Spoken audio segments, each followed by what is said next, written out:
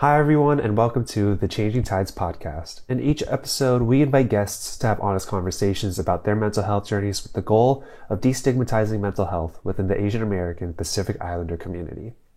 Due to the nature of the podcast, we'll be discussing a variety of mental health topics and possibly triggering experiences.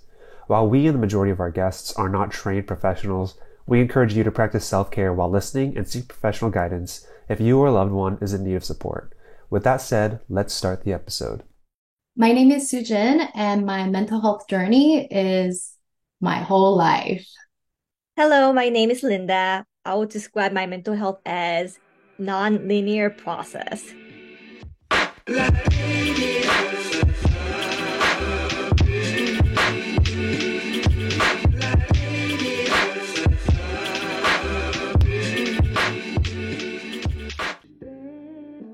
Hello, everyone. Welcome back to the Changing Tides podcast. I am your host, Matthew Yonamura. We have another awesome episode of a duo that I have been able to work with for a while now. They have been a great partner for Changing Tides. And this is like, I've met them, but it was really cool to get to know their story more and really sit down and talk to them and get to know their personalities better. So I really loved recording this episode. I want to give a quick content warning that we do discuss domestic violence and we also do discuss suicide. So if these topics are triggering to you, be mindful if you choose to listen to this episode and just be aware of your needs as you listen. The guests of this episode reminded me that this episode is coming out during Domestic Violence Awareness Month. So as we do discuss it and as it is timely, they are kind enough to share resources that we could provide for domestic violence awareness that I have linked in the episode description. So be sure to check that out if it is of need to you or out of curiosity. So without further ado, I want to introduce the guest of this episode. We have the director of Yellow Chair Collective, Sujin Lee, and the founder of Yellow Chair Collective, Linda Yu. Sujin and Linda, thank you both so much for being here. And I'm probably going to cut that part out, but thank you, Sujin, for letting me know that you guys have listened to our podcast. So I appreciate the listenership as well. Before I get into any other written questions and about yourselves and about Yellow Chair Collective, I just want to ask you about your personal journeys and why you describe them as such. So I think, Sujin, because you started us off, why would you describe it as just your whole life? Yeah. When you asked me that question, I was thinking about it for a second, actually for a while. And Linda and I was having a conversation about this. And I was thinking, like, I really just can't separate it out into a specific time or specific space or specific object or any of that, right? And I felt like it's just the entirety of who I am, just like my body, right? If you were to ask me, like, how would you describe your body? It's like that's me. And so my mental health journey, I feel like it's just me. It's who I am. It's part of my life. My brain is part of my life. How I think is part of my life. How I relate to other people is part of my life. And all of that is a pieces of my mental health journey. I really like that. I haven't heard that response before, but I think as I've done this podcast and I've heard so many stories, it's true because you could really bring mental health back into everything, every component of your life. Like it could be like cooking for me is really relaxing, Mm. but for someone else, it could be stressful. Like those little Yeah. things, like it's really all encompassing when it comes to mental health. And I wish the healthcare system would see that as well. But, um, Linda, I would love to hear about why you describe it as nonlinear. Uh, well, Susan had a great answer. I'm not sure if I can follow that up, but I would describe it not linear. As I got the question, I have been thinking, it's been very more like recent last 10 years or so that society really start talking about mental health. Before then, it was very a separate topic, right? So my initial thought was, oh, like I now I don't separate as much, but for longest in my life, I definitely have separated mental health. But looking back, like yeah, everything has been my emotional, mental, psychological health, like everything I do.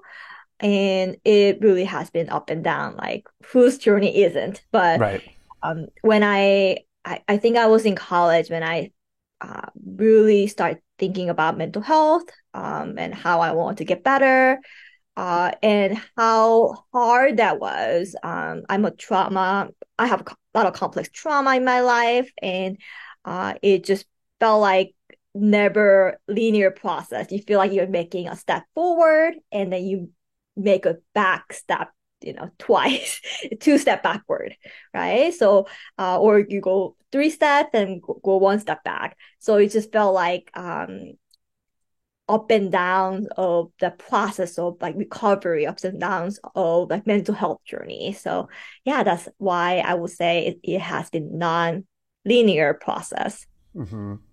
No, that's the common thread as well, is not only is it all encompassing, as Sujin said, but it's a roller coaster. It's ups and downs, it's mountains and peaks.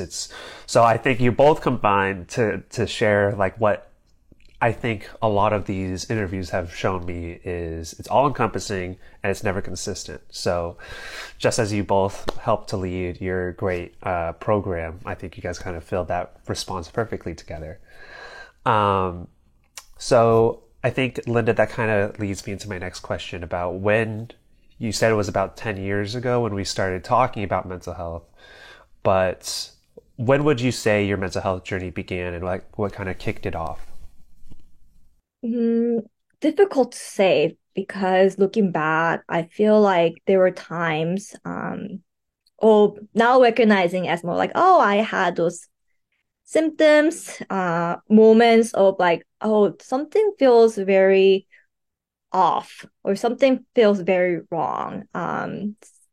A little as when I was very young, like some memories. I used to have this recurring dream as a toddler that felt so dark. Um, and but for longest time with because I grew up both Sujin and I both grew up in Korea in our early childhood, pretty much our elementary school years, and like there's no talk of mental health, there's a lot of stigma. I remember I mentioned to one of my friends in first grade because I've been feeling really blue and felt like I was really depressed and couldn't get out of it, and said, I wonder I have depression, to my friend, just passing. And then day after, my group of friends I hung out all the time, they start to just avoid me. Mm. And then I was so confused. And then I asked the girl I shared that to, like, I feel like you're avoiding me, like the whole group, like what's going on? And she told me that, well, you say you're depressed. That's for crazy people. And my mom told me that I should not be hanging out with crazy Mm. friends. And like that was one of many moments that like, oh, you cannot talk about your mental health issues, concerns, or even emotions that are uncomfortable. Uh, so like those moments, I looking back, like those were like start of like me thinking about mental health, but also learning in a way that like you cannot talk about it. It's shameful to feel it, talk about it, share it. So you try to ignore it, right? Hmm. But those moments like been building up and didn't know what to do with it. It's like pretend it's not there, right? So you said this occurred like around elementary school?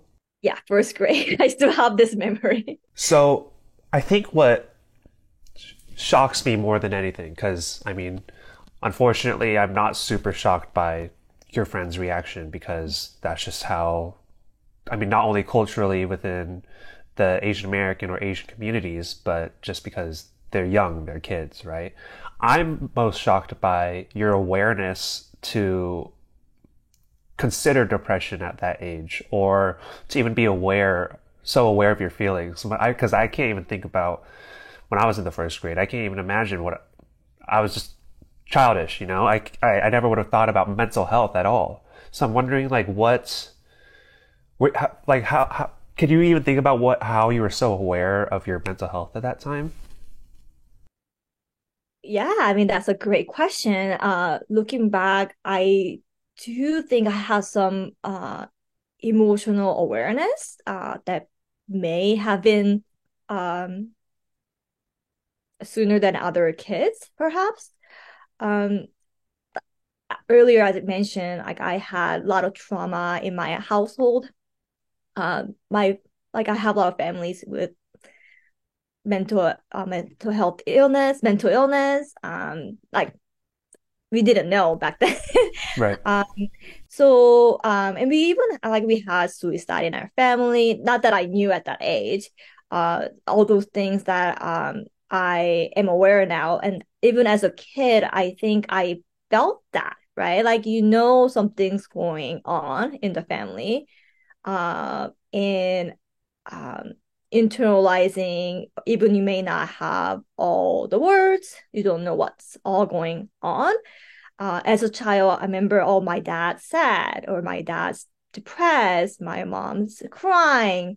Um, and I think seeing them and then knowing that there's feels something's wrong, something's off, and I also feel that way. I'm starting to see those, like emotions, symptoms in me. I think that's how I translate it. Like I Mm, saw that, and my mom would be like, "Oh, your dad's depressed, kind of in passing," and I'm like, "I think I'm also feeling depressed." mm, Yeah. mm.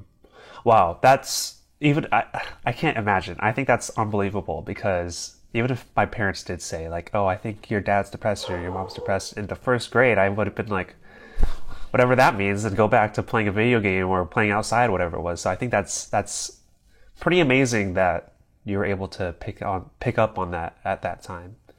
I wonder, Um, it just to give a little bit more of a background. October is Domestic Violence Awareness Month, and then I did grow up in a house with domestic violence, family violence. So perhaps it might, this is just a thought that I have right now, that it might have been more like those emotions were really high when things mm, were high, really like a survival mode a lot. mm, Um, and perhaps like I had to somehow knew to survive, like had to make sense out of it to survive even at that young age. So mm. just a thought. Yeah. Yeah, yeah. No, I think that definitely offers more insight. If you're so keenly aware of emotions at that time, you're kind of forced to be more observant about mental health. So I think that makes a lot of sense. Sujin, I want to ask you the same question about when you think your mental health journey began. Yeah. And I completely relate to what Linda was talking about with the awareness at such a young age. Because I would say once we immigrated, so I was 10 years old, and Linda was around the same age when we both immigrated to the States from Korea. It was like life changing, right? One day we're here, and the next day you're somewhere else in a different world that you have never imagined. I also grew up without TV, so this Mm. is literally a whole new world, Uh-huh. and the shift. And that I had no idea that that caused the trauma in my life, right? That shift was so difficult to adjust to until later down the line. But it was part of my life. And as soon as we came, the survival began, right? To try to fit in, to try to learn, to try to know who I am in this whole new place with whole new different sets of people. So I think that survival piece I really land with when Linda had said that. And so there was a lot of awareness just internally that perhaps I didn't have language for to describe what was happening, but I know that I felt different. I know that I couldn't sleep at night all of a sudden and I would stay up, and those now I can call them as anxiety and insomnia, or, I was depressed, but at the time I didn't have language for that, right? And not just the internal pieces that I know had shifted, but it was also externally around my family too. Once we immigrated, I wasn't seeing my dad anymore because he was working too much. And my mom, who was a homemaker in Korea, all of a sudden was gone too because she had to work. And I told this story one time to Linda as well, but I remember just like one day my mom came home from work and it was like, 14-hour days typically that they would work as immigrants. And I went to go greet them from the garage where they were getting out of the car. And my mom's eyes were just blank. She had like you can just feel that she felt so dead inside.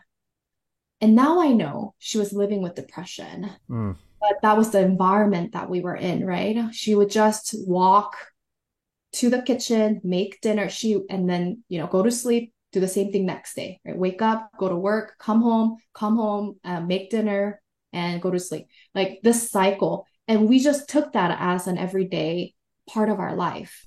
mm, But we knew that that was different because I would go to somebody else's house and there would be laughter, there would be mm, stories, there would be something different, even though same type of food was serving on the table. Like it feels different. And I think we really, as kids, we embody our environment. And so my mental health journey definitely began, as soon as we immigrated here, because mm. there was this huge shift that I had to become aware of. Hmm. So, were you also at this early age, similar to Linda, like aware that what you were experiencing or what you were becoming more aware of was mental health, or was it not really like on your radar, like, oh, this is something psychological, not just like a physical gut reaction that I'm feeling? Yeah, I think I had no idea Mm, about mental health. It was just part of me and my identity, right? That yeah. was just our life. But I didn't know that that was part of the mental health piece per se. But later down the line, so in high school, I had a mentor who was studying to be an MFT at the time. And she told me that she's trying to become a therapist. And that's the very first time I've ever heard of the word Wow. therapist. And I had no idea what that was because I've seen on TV psychologists, right? Mm, And doctors. And so I remember asking her, so are you a psychologist? Like when she started explaining to me what the type of work that she'll be doing, it just to me sounded like a psychologist, right? So again, for me, asking like, so are you gonna work with crazy people? Right. But yeah. I think she kind of gave me some of the words to describe like actually, mental health is very, very deep and wide, and some of the things that you talk about is related to mental health too. Hmm. So that's how I started to gain language. Got it. I think there's so I'm actually, my parents debate, but I'm between fourth and fifth generation American because by one grandparent I believe I'm fifth generation. So my Mm. family's been here for a while, and I don't think until I started working with Changing Tides I realized how deep being a child of immigrants can be a point of topic in mental health. So like through our work with CT Stream, we have our therapist directory, and a lot of our therapists acknowledged that they have lived experiences as a child of immigrants. Mm. I was like, oh, that's maybe it's good as just a point of relatability, but there's so much that could go into playing into your mental health journey by being a child of immigrants. And I think this is not only being a child of immigrants, but I have a little question to ask you both. Did your parents still make you your school lunches? Or were you on your own to make your lunches? So we both describe ourselves as 1.5 generation, Mm, not quite first generation because we did immigrate ourselves, but not uh, also close to second generation because we were still kids when we mm, moved. We were still fourth grade, fifth grade, around there. Um, School lunches. So we were told by other Korean families that immigrated earlier that the school provides lunch. huh, We can buy school lunch. So initially, my parents were, helping us to fit in. They also heard that kids will make fun of you, fun of your child if you bring your own food, right? which I did once, and then kids did look at me like, "What is that?" Yeah. uh, back in the days. So I just opted out buying food. But there was time my mom will make me like a sandwiches because she wanted me to fit in. But it's kind of funny, fond memory that seeing back in our days it was like Lunchables are very popular. And then I remember just crying to my mom, my little sister and I were just like, we really want Lunchable. All the kids are having Lunchable, and my mom looking at the price for Lunchables, like they're expensive. Like we don't want to pay this much for, crackers and cheese. Yeah.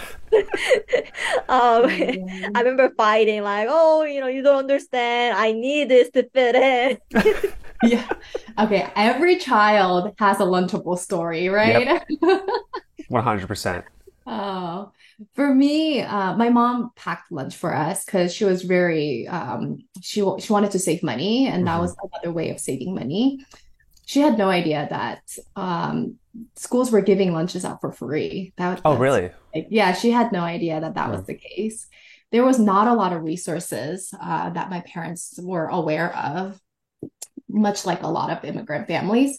So she packed my lunch. I do have the stinky lunch story as well. That moment.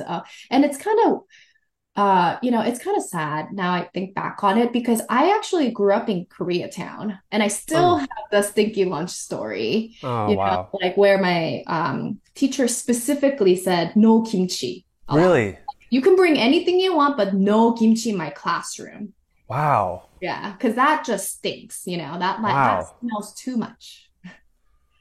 Wow. I can't imagine a teacher saying that. That's unbelievable to me. And it's I think that's such like a small indicator of like we a lot of Asian Americans tell that as a joke, like haha, like stinky lunch story, but it is a place of trauma, and it's something Mhm. that seems small, but that's such a place of trauma because it's also, I mean, I grew up in a primarily white neighborhood, but like Asian culture was cool when I was growing up. Like Mhm. people would be obsessed over the cute little bento boxes that like some of the Asian kids would bring, or it's like I was just really lucky to have that experience where it was cool.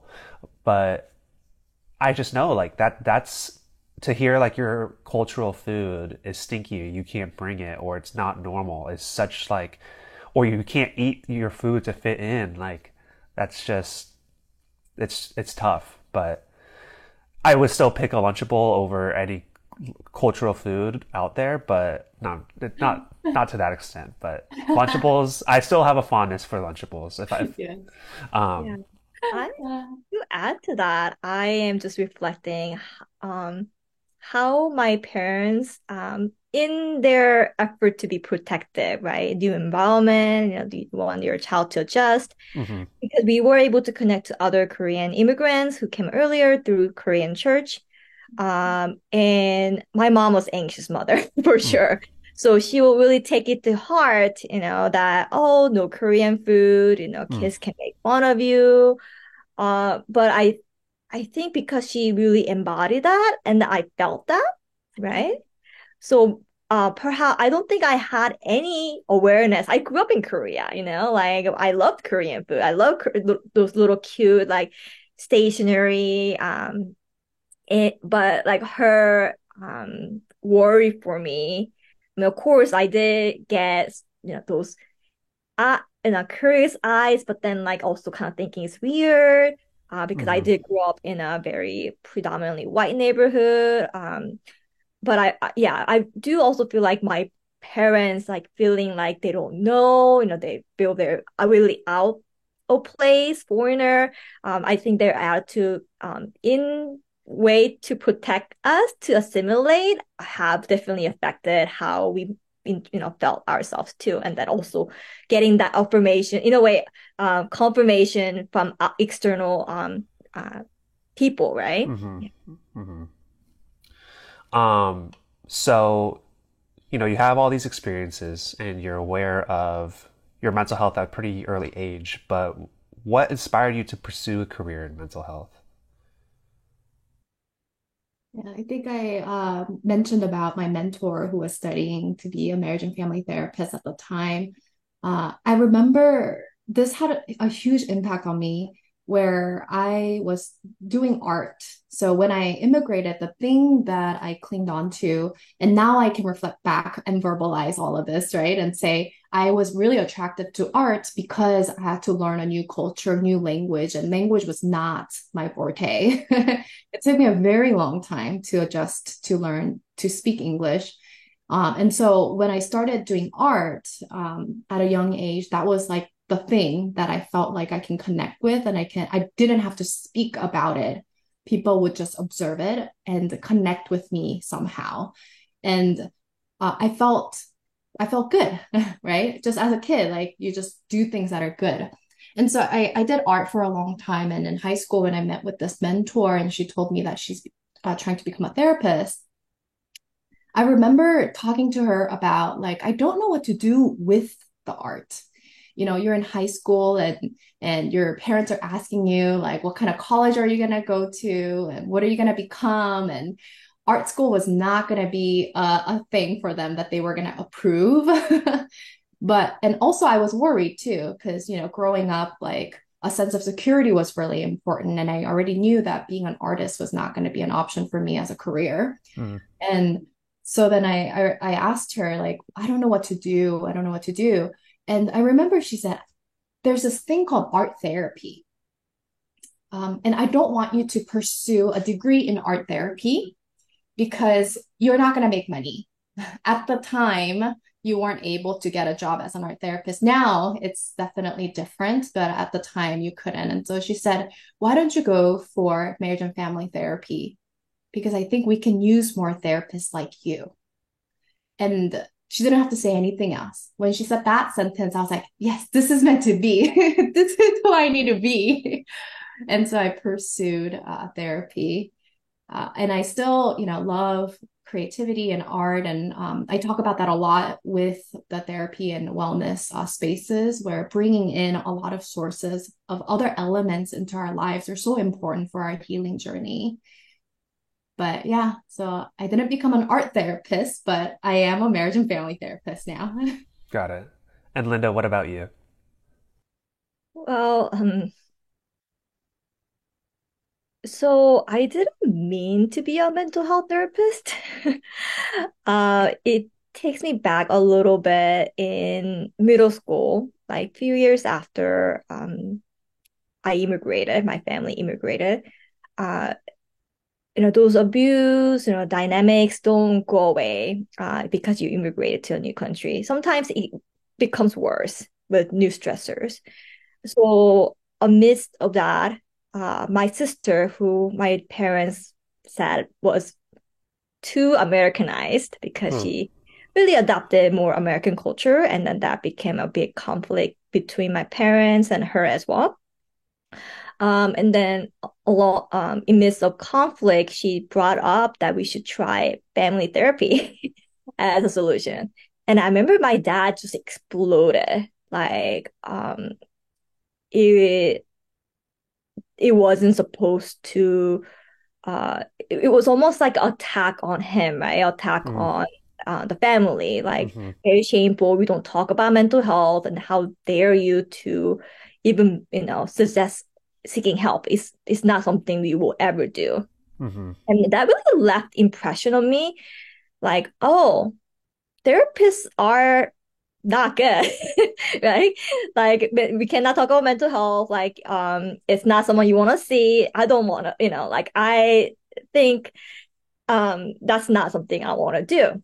Uh, but I was always really drawn to helping profession, and I knew I want to work with people and Hmm. like do something that bring healing, connections, despite it all, Hmm. despite uh uh that is obviously related to mental health, but I always try to avoid that. Like that's mental health because the stigma and then how my family view that, right?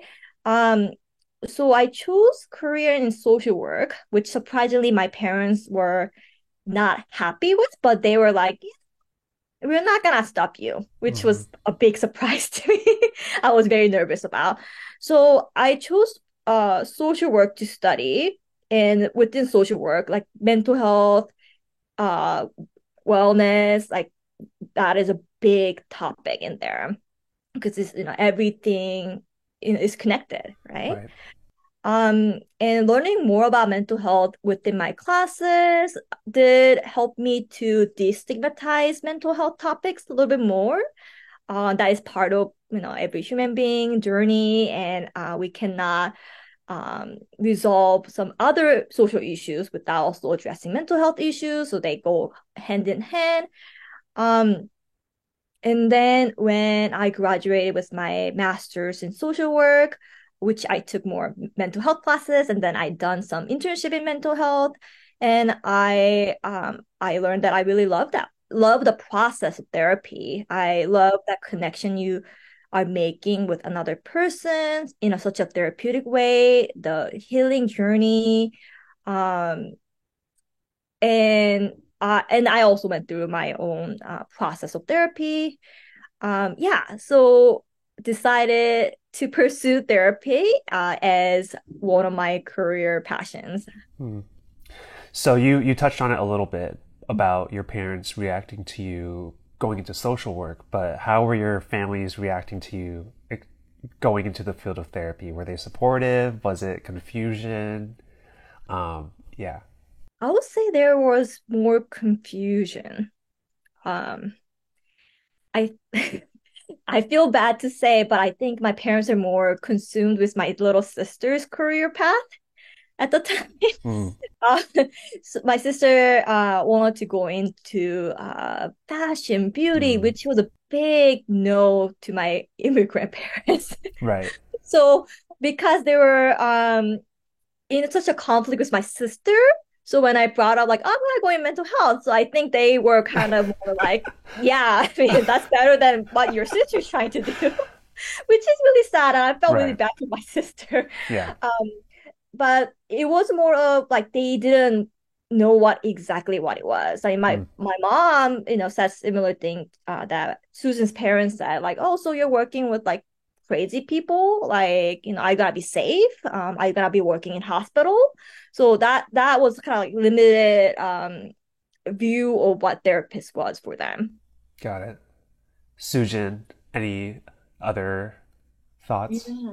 Yeah. So for my parents, definitely there was a confusion, but I think there was a part of them because they thought I would be working at a hospital that they were okay with that. Mm. That meant stability, and all they cared about was creating stability for my life through career, right? Hmm. And so they felt that even though they were not sure about what I was going to do, and all they know is that I may be working with crazy people, to them, well, you'll be doing that at a hospital setting.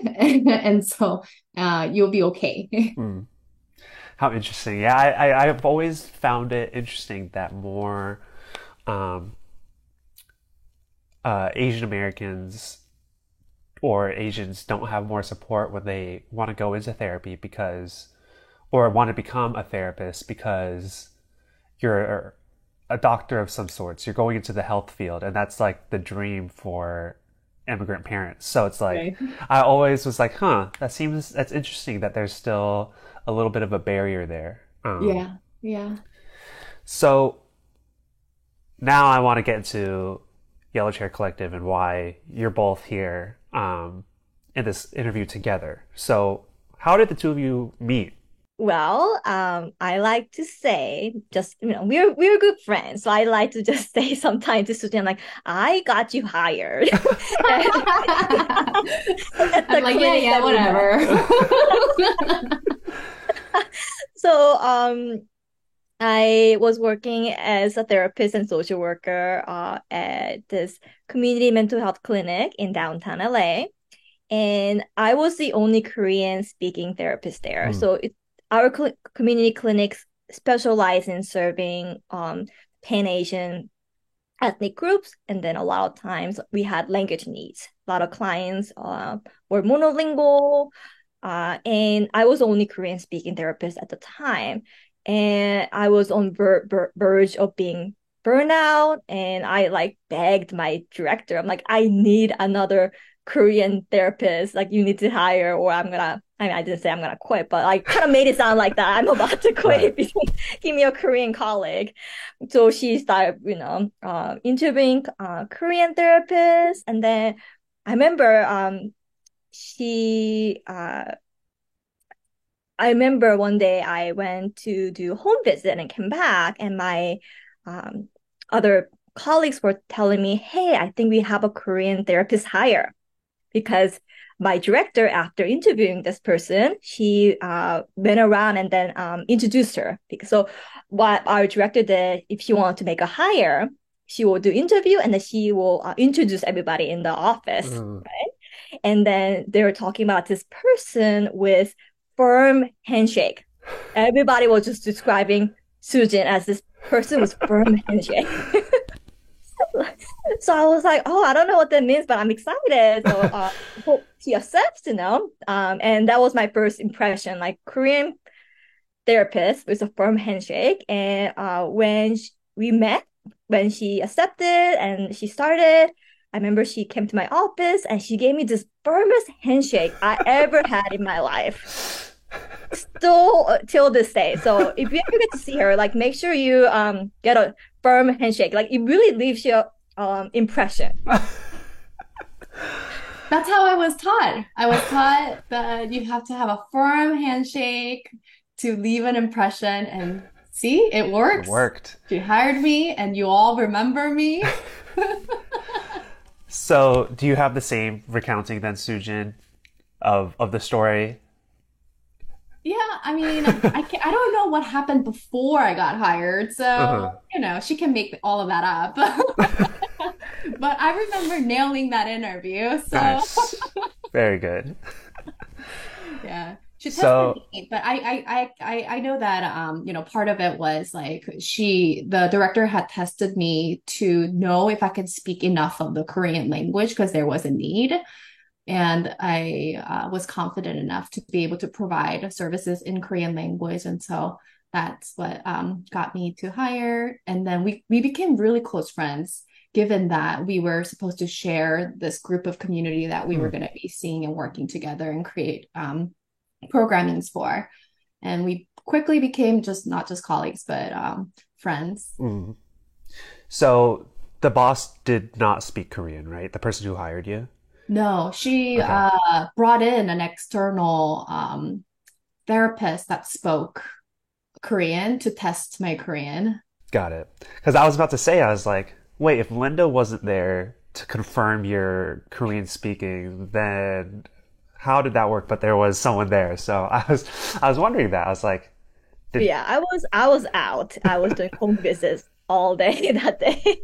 so that's funny. I could only imagine like them not bringing in a third party therapist that speaks Korean and then just the boss being like, hey, like, do you speak Korean? Or like, could you say something to me? And then them just having no idea if you speak Korean or not, like just taking your word for it. But Yeah. so, I still remember like when I heard that someone came in, my director made sure everybody shake Sujin's hand. I'm like, oh wow, we're gonna have a hire. And I remember feeling very excited.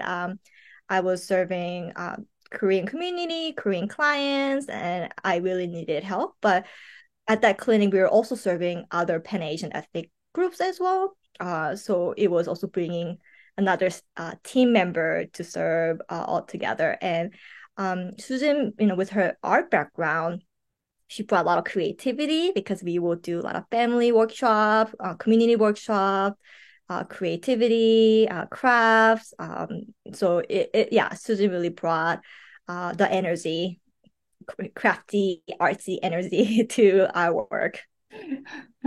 Some people say artists are weird, and I know you're avoiding to say that. I brought the weird energy. that's so funny. So what is Yellow Chair Collective and how did it come to be? So, Yellow Chair Collective. Growing up, yellow was very personal color for me.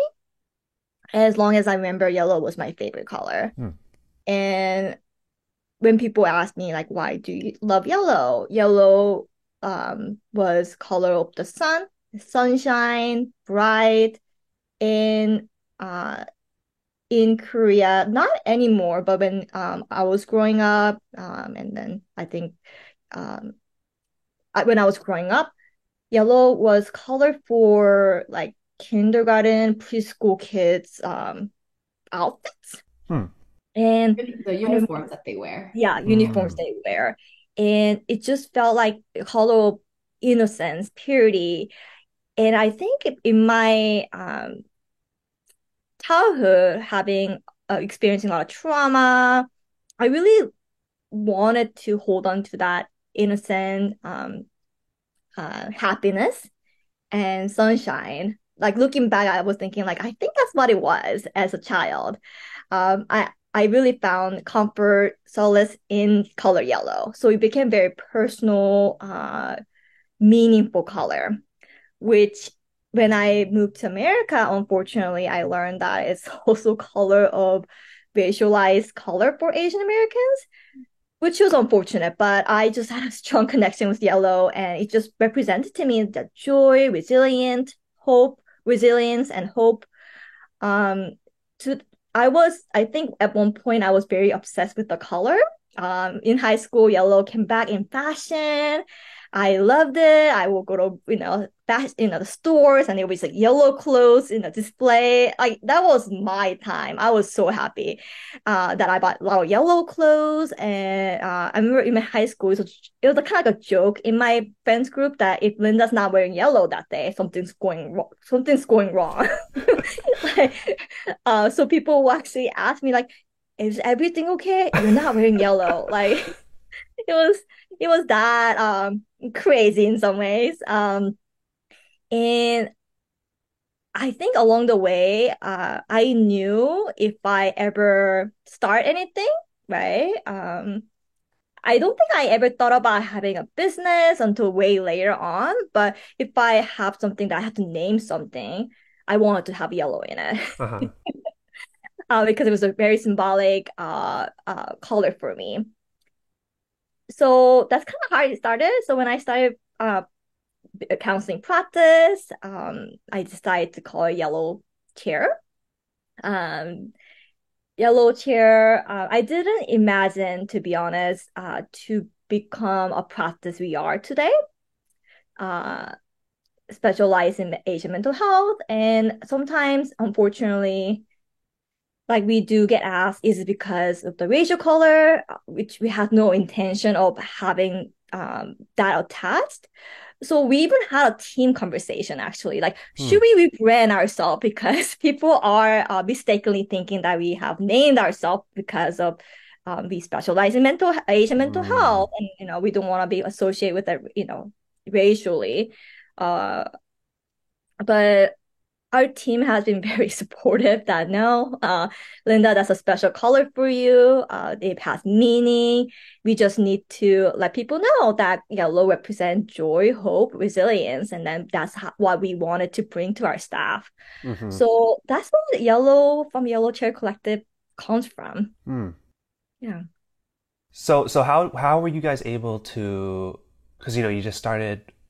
It sounds like it started from a private practice and then it grew to become a collective of people. So how did that expand? How did it become what it is today? So in 2020, I was ready to expand. I always wanted to. Susan and I talked about like we both wanted to have this collective of healing professionals, wellness professionals, and healthcare professionals together, making impact in the community. We didn't know how it will exactly look like. I started my private practice, and Susan had her own. In in 2020, with pandemic. Well, let me just go back a little bit. Uh, so in 2020, I have full caseload, and pandemic hit, and anti-Asian hate crimes were rising. So suddenly I had huge increase of Asian client inquiries. Never seen this many Asian clients inquiring for therapy. We've been told that before that it's kind of impossible to have a practice just specializing in Asian clients before then. And I felt the need to bring on new therapists. I felt like I was ready to provide mentoring, supervision. Um, I was ready for the next growth, and we always thought about growing as a collective. So in 2020, I brought on two Asian American therapists, and then they were filled quickly as anti-Asian hate crimes were just keep rising. And I got to the point that things were going too fast and being overwhelmed. And Susan and I were always talking about our practices. And it was always on the table, do we want to be partners Hmm. in doing this business, this counseling practice together? And yeah, we got to the point we realized that it would be better for both of us, also serving for the community, that we want to be co-partners in uh, Yellow Chair Collective. Mhm. Does that answer your question? Yeah, it totally does. In the middle, I'm like, Susan, add anything there.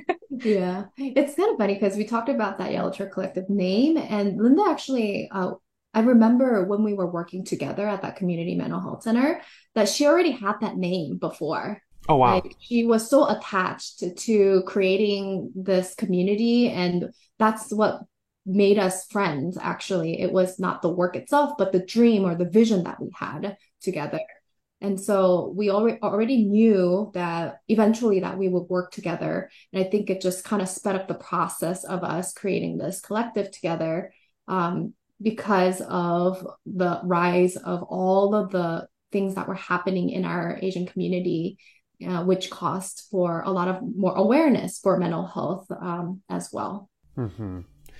Um, I did not know it started so early for you, Linda, to have the name already. I think that's so cool. And I took a close look at the logo before the interview. I was like, this logo is perfect. I thought it's so cool. And I encourage people to go look at your website, because the about and the description of the meaning behind it was so awesome.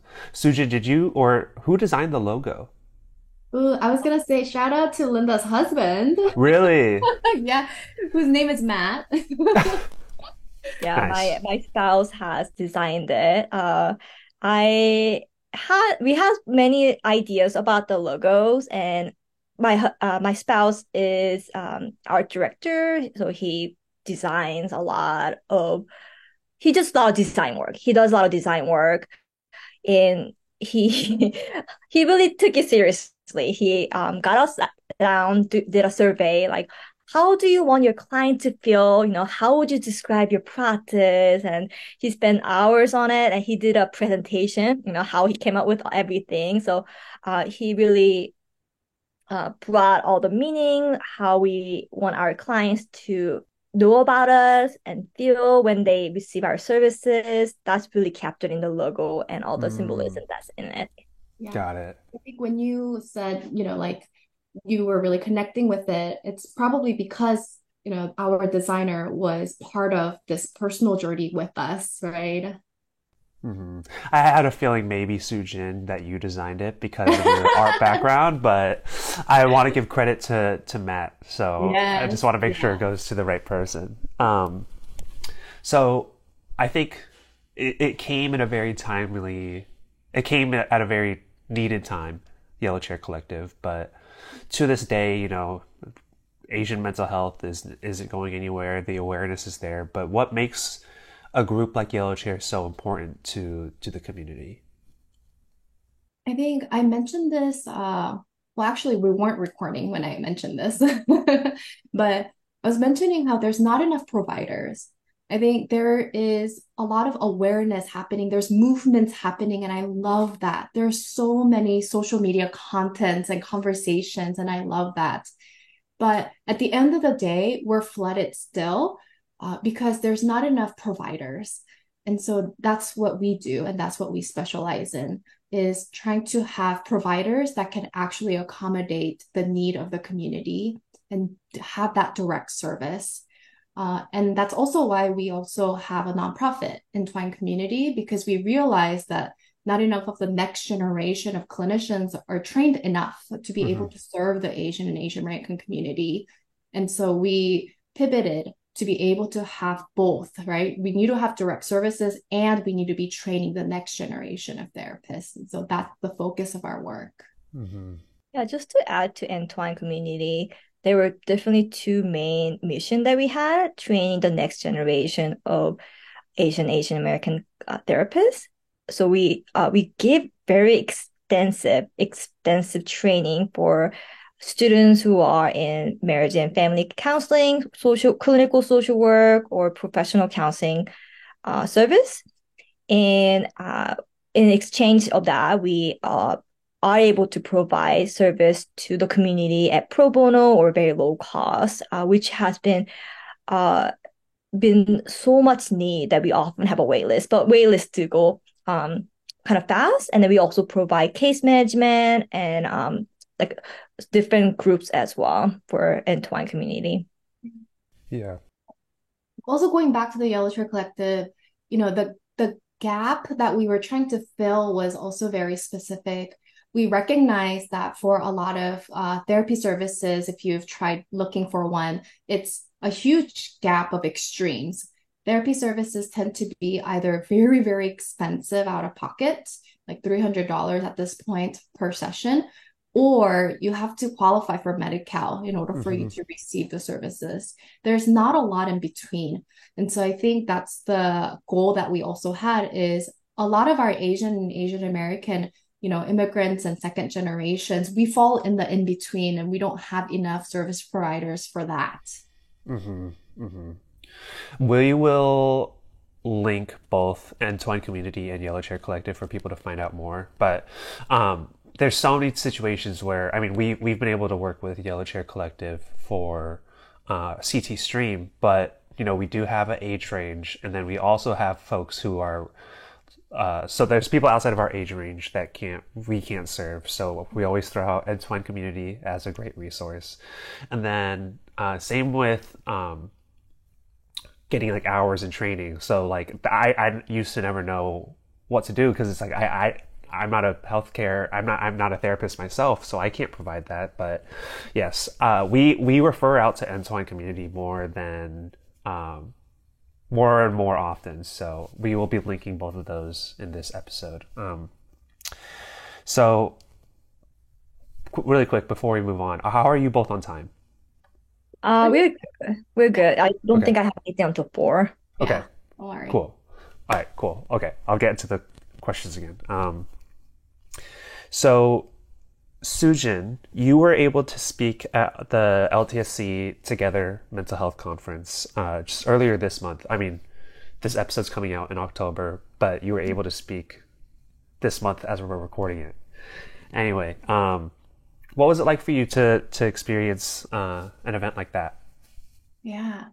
So we have luckily been invited to a lot of spaces and conversations around the Asian mental health, Asian American mental health. And this conference for me was very emotional one, I have to say, Mm. because of the intergenerational portion.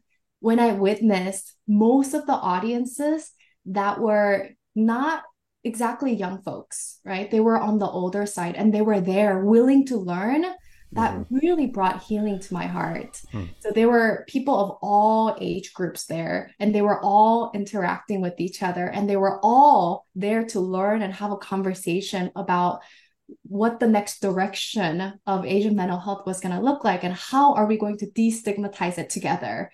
And so that I loved that you all named it together, because that's what I felt like, especially with the intergenerational trauma work that we specialize in doing.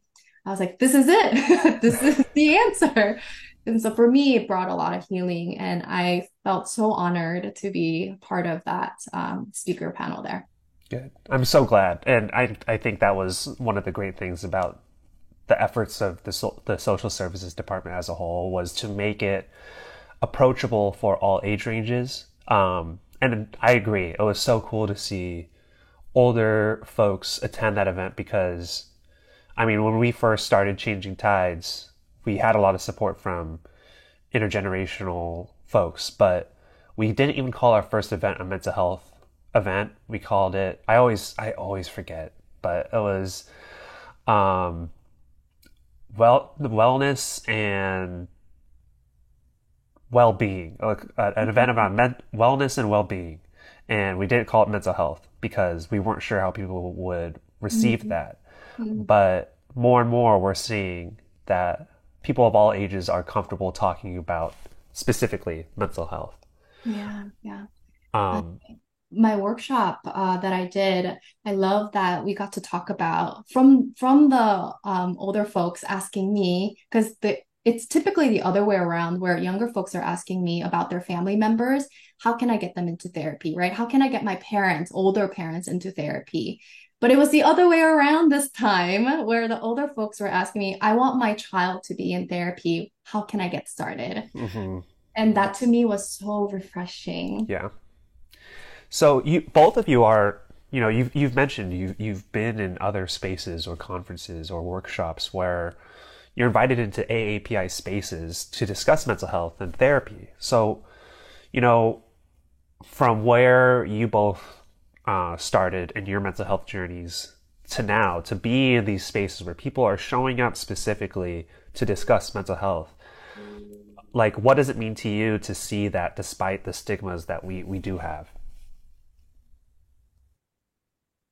We have seen steady or expedited number of Asian mental health spaces increasing last few years. And it's been really great to see amidst a lot of tragedies that we did experience last few years that we're really coming together and in a way claiming and reclaiming our space and take care of our mental health.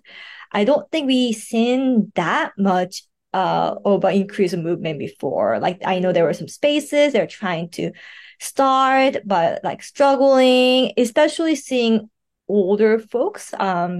That has been really a big change. Like there's a lot more older generation open to talk about mental health than ever before that we have seen. And part of me still feels surreal sometimes. This is not something we expected. I mean, even my parents are open to talk about mental health a little bit more than before. Wow. In Korea, there's a lot of mental health topic TV shows that is popular now in Korea. So my parents are watching it and they're asking me about it. It has opened up, and in like my I got my ADHD diagnosed as an adult a few years ago, and my mom's more open about it and reflecting on it. I'm like, oh, I wish I knew. And then talking about her depression, openly working on it. My dad tried therapy one session, but he tried. Uh-huh. Like it been very healing too in that way. Wow. Yeah. For me, I obviously love the movement that is happening within our network, but also outside of it as well. Like when we're invited to, we just had an invitation from like Maryland, the Department of like Behavioral Health, or, Hmm. most of the audience that we're speaking to were not exposed to any of the subject matters that we're talking about. Of course, within ourselves, we're talking about the lived experiences, but this is completely new to them, right? Hmm. And so for them to be open to hearing about our stories, our struggles, and what it means and how to support, right?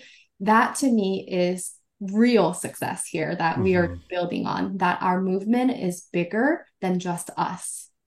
Yeah, Hmm. last years we were invited to speak at different governmental agencies, like in social service departments, which, a lot of times they have sizable Asian American clients they serve, community they serve, often lower income as well. And they don't have enough culturally responsive, or have lived experience service providers, and like they show up. It's not mandatory. They show up this optional training to learn how to better serve their clients. Been really great. They ask really great questions. How can I be more sensitive? Yeah, so that has been really great that we have been having interest from people having more awareness. Hey, like this is important. Like we need Hmm. to be able to serve Asian American community more culturally sensitive ways. Yeah. Wow. Yeah, and I think one of the big steps is, I mean, we have the Asian American community, or the Asian community in California, is really big. But getting to some of the other areas where there's not as many providers. I mean, as you've mentioned, it's already a heavy caseload for Yellow Chair Collective, despite having more Asian American therapists than maybe in the Midwest. So I think that's kind of the next big work, and I don't know how we address it, but making sure that our community in other states is seen as well. So Yeah. not Yeah. something we can necessarily tackle immediately, but maybe Yeah. eventually. Adding to that though, so as a social worker, I as I mentioned that therapy was one of my passions. One big passion and what drew me to the career I am in has been always community building. That looks many different ways, but through Yellow Chair Collective and Entwine work too, that we've been able to build different types of community work. Yellow Chair Collective is often known as doing a lot of community partnerships to other nonprofits and organizations. And also, we have community groups. We call it support groups, mostly that we discuss about disorder eating Mm. or ADHD, being Asian American and having ADHD, right? Or recently we launched adult children of emotionally immature parents support group for Asian American clients. That received a lot of interest. Um, and Postpartum group for Asian American mothers. Mm. Like we have very specific Asian American support groups that we can talk about that cultural aspect that you may not get in a regular support group that is topical, but it's not able to integrate your cultural experiences.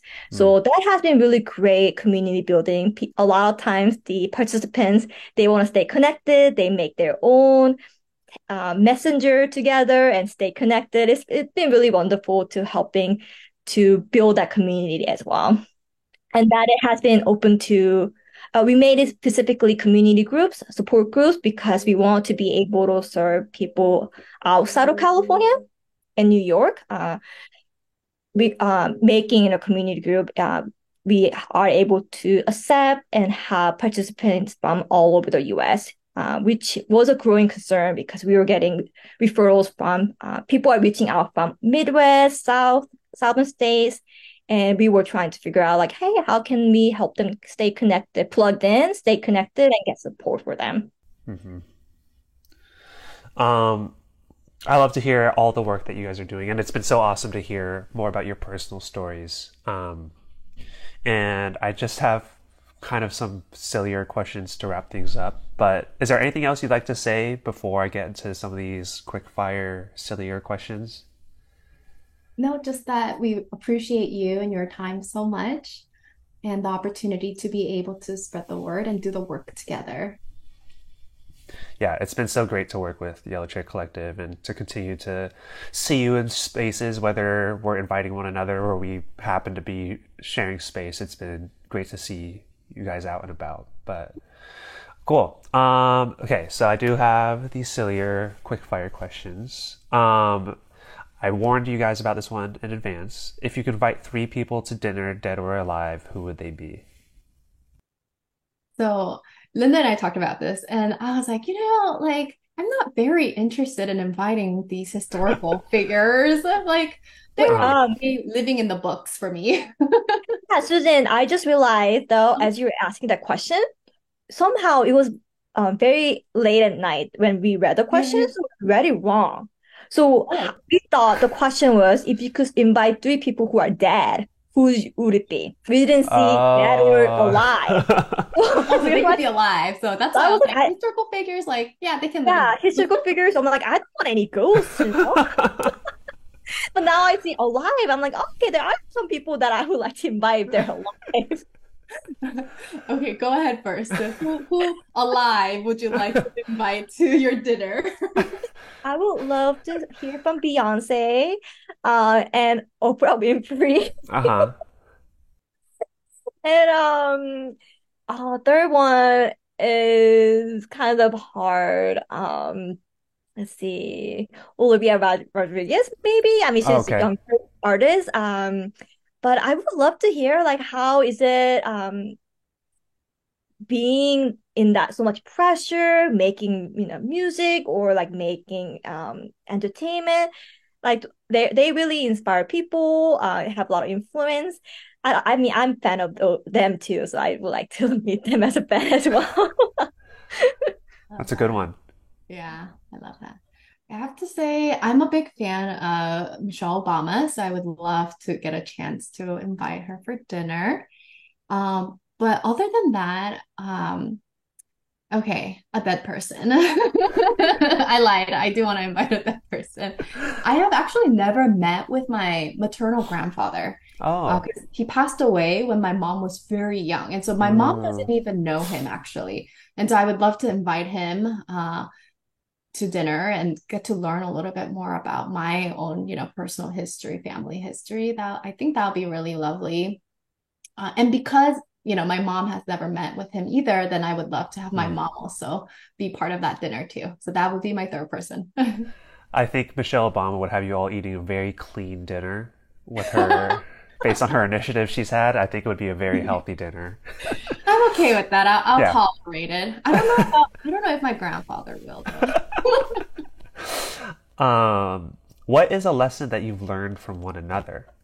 That's a really good one for me because I think I've reminded this to Linda, but growing up, I I didn't mention this in this podcast, but I grew up undocumented. And Mm. so for me, I had to live under a rock, like under a very small goals and dreams for the longest time. I wasn't allowed to dream big. Um, so for me, meeting with Linda, I have learned to dream big and have big visions because that's who she is. She's a dreamer, she's a visionary. Oh, thank you. I'll receive that. Um, we actually had this conversation, interestingly. Like for me, because of my trauma and survival, state that I had to live in, a lot of times my escape was dreaming, Mm. like something else. Like I always daydreamed, um, and it might also happen from my father.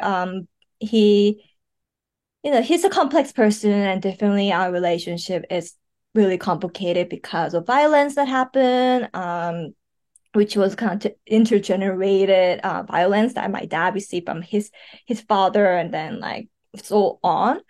But I think he and I had a similar coping because he was Mm. a big dreamer, even despite poverty and violence and discrimination that my dad had to live with. He always will say crazy things Mm. sometimes, like moving to America, which we thought was like crazy thing when we were younger. Yeah. Yeah, having a house, having dogs. Like we grew Uh-huh. up, those were not reachable when we grew up, or moving up. Like he being a he like there were a lot of dreams that he would talk about that he wasn't able to dream because of how he grew up, and his fathers wasn't able to dream, Mm. despite that his parents did not believe in him. So he's a self-made man who really, with his dream, brought us here and really made a life for us. So I think in some ways I learned that, and that was my escape, kind of like Mm, dreaming big, not making impact on other people's life.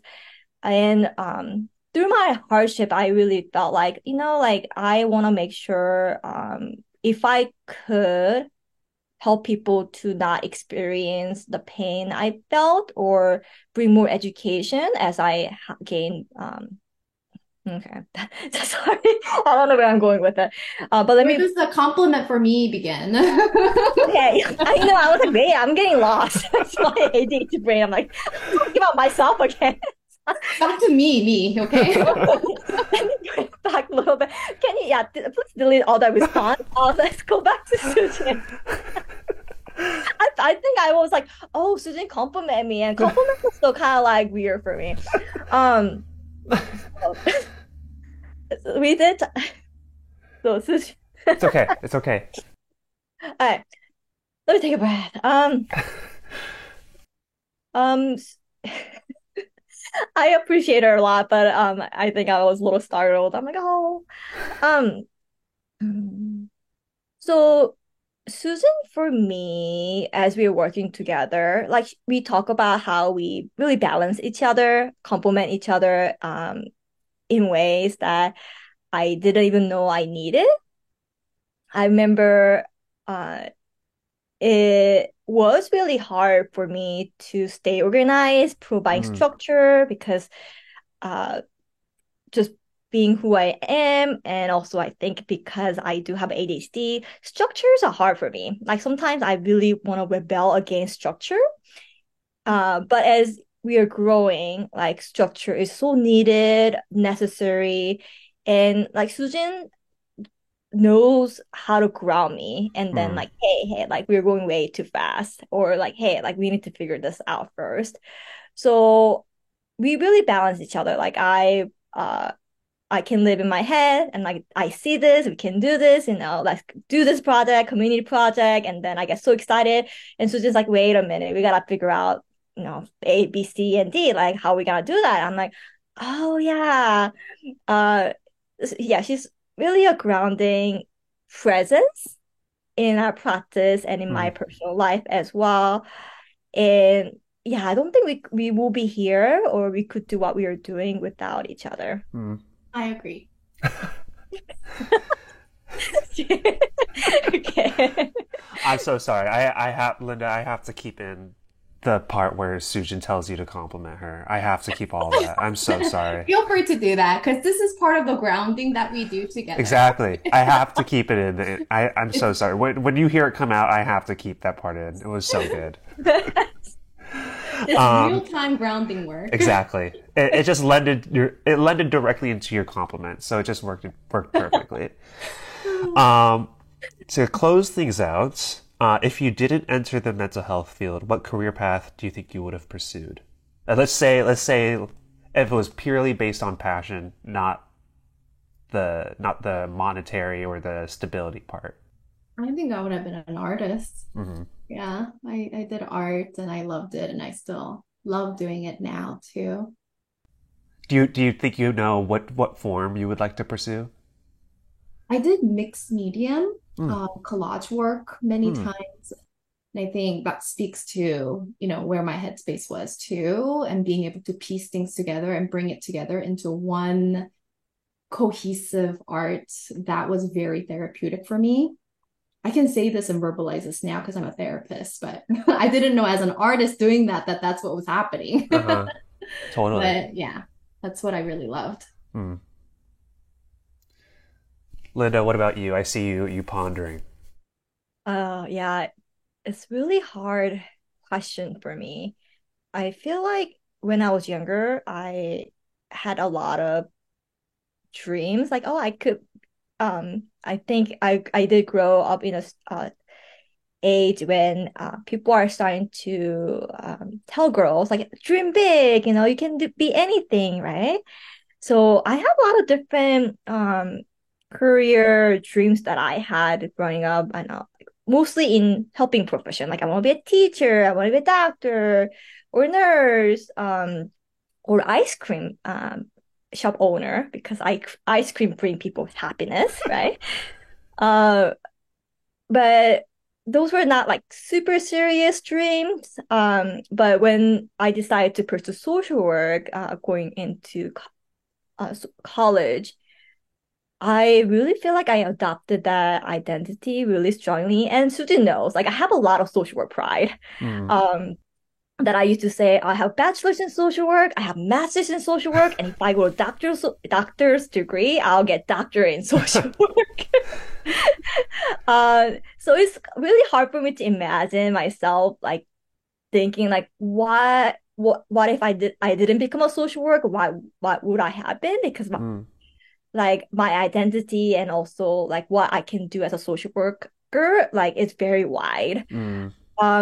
So that is taking me some time, but I do still absolutely love cake, ice cream. I'm a sweet tooth, and I do think people who own shops and the people who serve at ice cream shops and cake shop they really bring people happiness. Like, so maybe I think I would be still happy to scoop an ice cream or give a cake piece to people as long as I can see that their smile.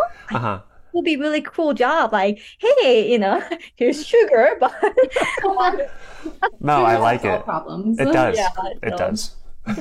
Well, thank you both so much for your time and for the work that you do. I mean, it's been so great that when we were getting CT Stream started, it was still, or I didn't realize it was so close to when Yellow Chair Collective was created, but it was so helpful at getting CT Stream off the ground. And yeah, we're just so appreciative of what Yellow Chair Collective does and what Entwine Community does. But I'm looking forward to seeing you guys in future spaces. And I'm excited, Linda, for you to open the Yellow Cake Collective and the Yellow Cone Collective ice cream shop. You already have the branding perfect. They could be offshoots of Yellow Chair, so it'll just be perfect. But yeah, thank you both so much for your time, and I'm sure I'll see you soon. Yes, thank you so much. Thank you for having us.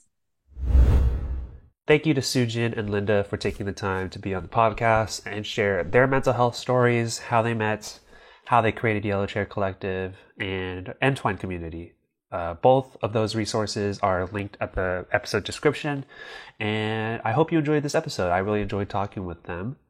So if you enjoyed this episode, you can subscribe to our show for episodes that release every other Tuesday and give us a rating or a review on your favorite podcast platform. If you would like to support our podcast and help us grow, you can do so with a donation to the link at the bottom of the episode description. To hear more about Changing Tides, follow us on Instagram at LTSC_Changing Tides, or check out our website, thechangingtides.org.